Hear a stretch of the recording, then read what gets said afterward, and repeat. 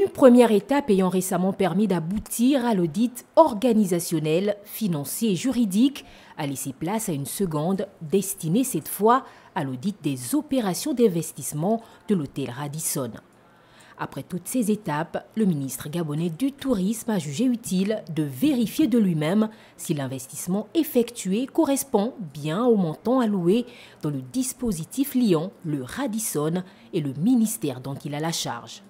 Aujourd'hui, nous sommes venus sur le terrain pour l'étape importante qui est de vérifier que le montant des investissements retenus dans le chiffre d'affaires correspond à la réalité. Nous sommes avec la task force qui sortira un rapport dessus.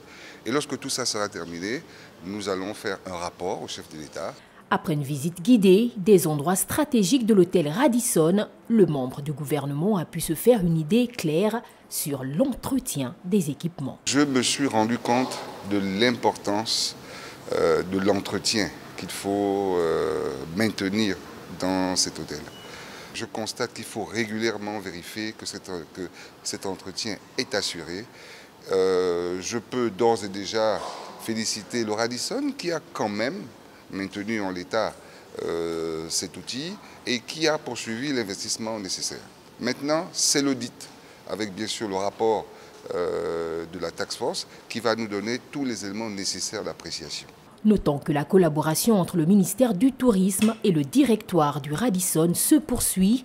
De par son engagement à l'action touristique, l'hôtel compte également jouer sa partition lors de la deuxième caravane touristique qui se tiendra dès le 15 juillet prochain.